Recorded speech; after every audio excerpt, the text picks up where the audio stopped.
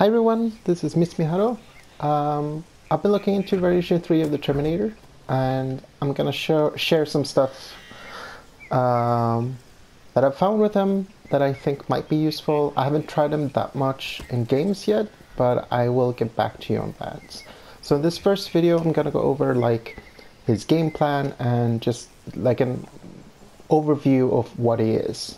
So what he gains in this variation is the incapacitator and the rolling ion grenade. So the incapacitator is this. It's an unblockable grenade which travels full screen, and it makes it so that the opponent can use any meter for the duration of the grenade. What this means is no breakaways, no wake-ups, no environment, no interactables, no breakaways. That makes it really interesting because you can apply a lot of pressure once they have it on them. And then you have the rolling iron grenade, which is that one. It has a close, medium, and far. That's the close one. You can also explode it on hit for pop-up. Also pretty good. It's like his main combo tool. And actually without it, he can't really do any grounded combos.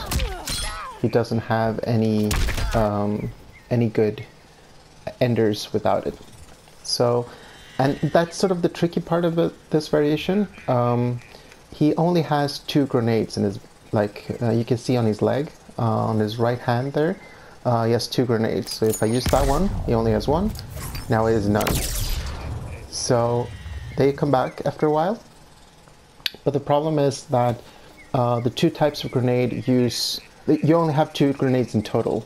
So that could be 2 rolling iron grenades, or it could be 2 incapacitator grenades.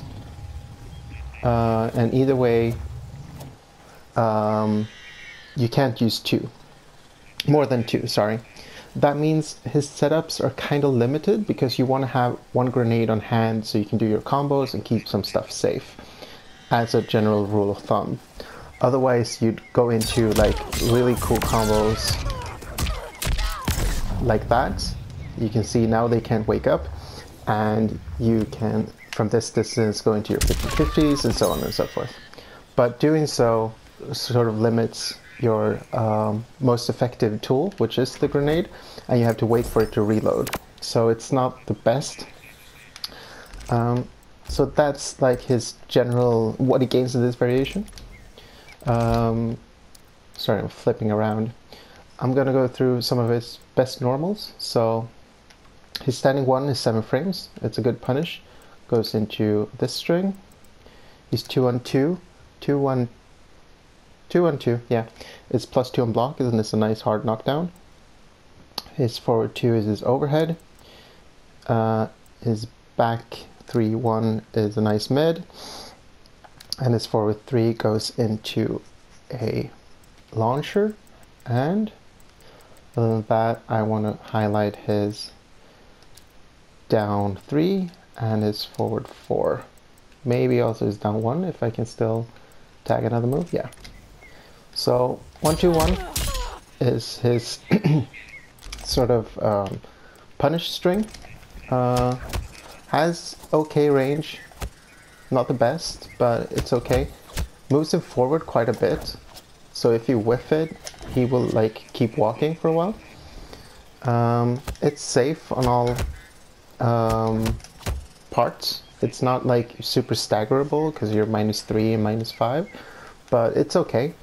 You can also end in this low, which is a hard knockdown. Well, it's a knockdown, and it's only -3. But that you can't cancel out of, so it's not as good as this generally. Actually, he can do, if they have about 4% life left, you can do stuff like this, which is like a true unblockable setup. Like if you get them with this as well, since this adds 30 damage anytime. His 2 string has a bit more range than standing 1, so Well, might be just slightly. But the second part, it's also high. The second part is a mid, and then you have a gap before the overhead. So what's interesting about this one is that this is +2, and he has a 6 frame down 1. You can also reach with the down 4 and such. So this is actually quite a good tool. It creates some space, which it's outside of his throw range, but you can reach with the command grab. Also, you can like back up and try to whiff punish something. So it's pretty good. It's also a really nice hard knockdown. Oops. +27, even if they're in the air. So you get the same, you get even more hit advantage if they're in the air. So that's a really good one. Then we have his forward 2 string. So this is a 18 frame overhead. This is super unsafe on block, but it goes into this throw, which is a high. So you can sort of mix it up with that. You can also go for grenade shenanigans, which I'll show in another video.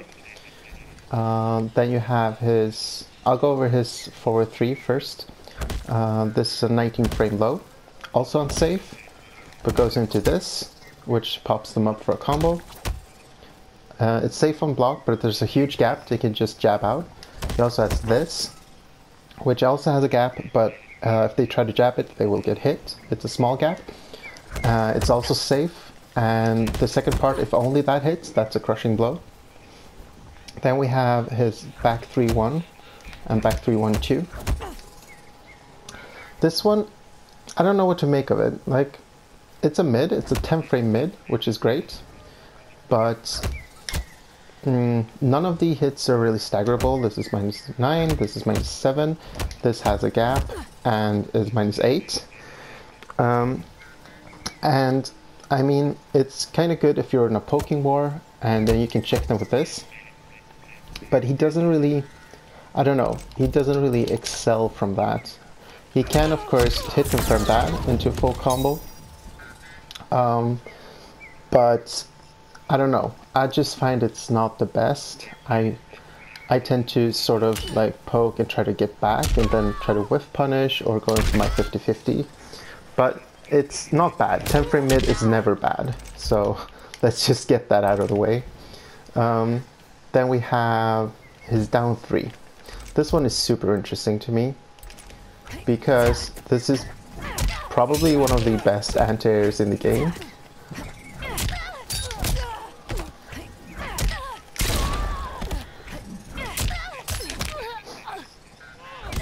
You don't get like a huge reward because the iron grenade is so very time specific. I mean, you could do something like that, but the reward isn't huge. But on cross ups, on jump ins, on anything, you can use the down 3 and catch them out of the air. I mean, if Cassie does like a super low jump kick, even then,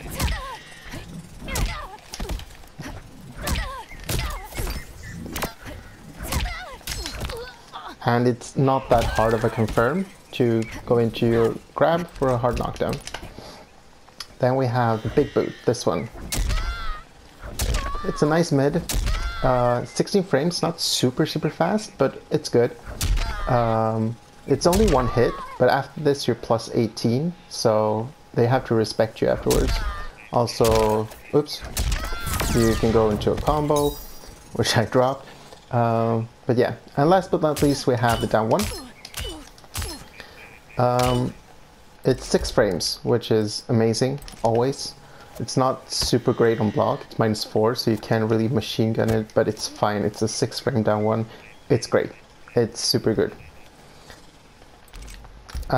Those are his normals and strings. I went through some of his special moves. I think the most interesting one, Killing Machine, is useless, but the Gorilla Press Slam, this one, is pretty good.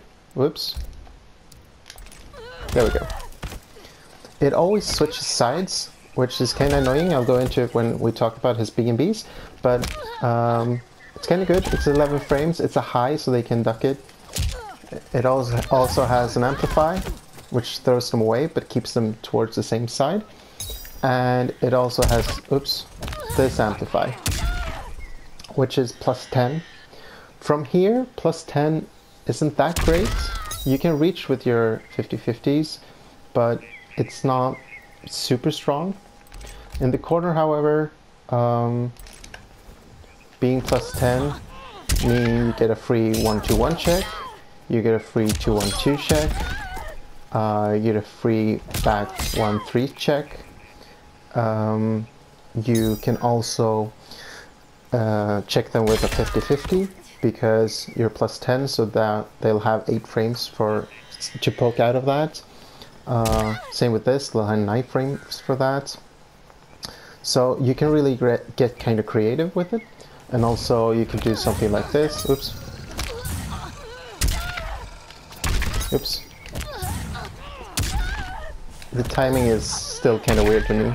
But you can see you can just loop it since they have 1 frame to get out. So they can jump, but as I said, they're jailed into this, they're jailed into this, they're jailed into this.